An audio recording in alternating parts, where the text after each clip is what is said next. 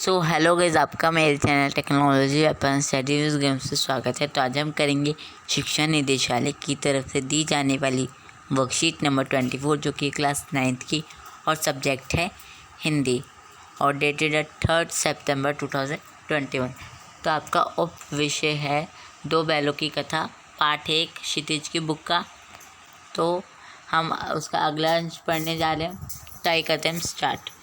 दोनों मित्रों का जीवन में पहली बार ऐसा साबिका पड़ा कि सारा दिन बीत जाने पर भी उन्हें खाने के लिए एक दिन का भी न मिला था। उन्हें समझ ही नहीं आता था कि यह कैसा स्वामी है।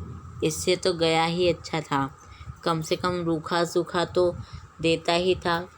यहाँ कई भैंसें थी, कई बकरियाँ थीं, कई घोड़े, कई गधे, पर किसी के सामने चारा न था। सभी ज़मीन पर मुर्दों की तरह पड़े थे। इनमें कई तो इतने कमज़ोर हो थे कि खड़े भी नहीं हो सकते थे।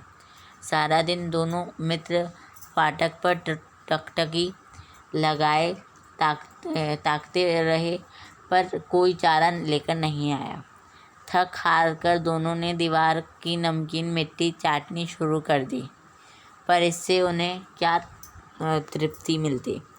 तो इसमें क्या था, इस गद्यांश का मीनिंग था कि दोनों के जीवन में पहली बार ऐसा हुआ था कि दोनों को खाना ही नहीं मिला था।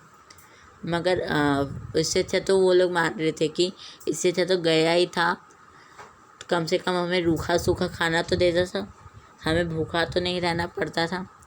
और दोनों फाटक के सामने निहारते रहते थे कि कोई चारा लेके आएगा और वो उनकी भूख मिटेगी। मगर थक हार के दोनों ने दीवार की नमकीन मिट्टी चाटनी शुरू ही कर दी। तो कुछ क्वेश्चंस दिए गए हैं इसके बेस पे।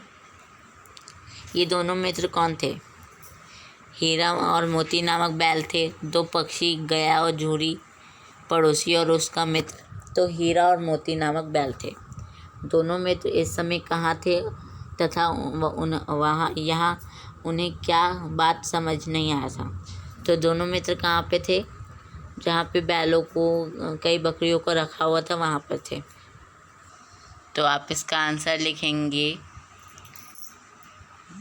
दोनों बैल वहाँ थे जहाँ पे कई भैंसें थी, कई बकरियाँ, कई घोड़े, कई गधे, पर किसी यहाँ तक लिख देंगे, गधे तक।